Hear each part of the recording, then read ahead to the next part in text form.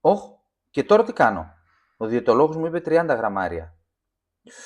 Κάτσε να συμπληρώσω.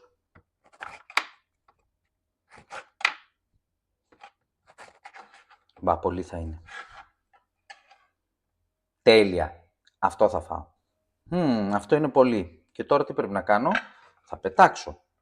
Αφού μου έλεγε 120 γραμμάρια, ακριβώς. Ωραία. Αυτό πάει στα σκουπίδια. Λοιπόν, είχα και 300 γραμμάρια μακαρόνια. Για να δούμε.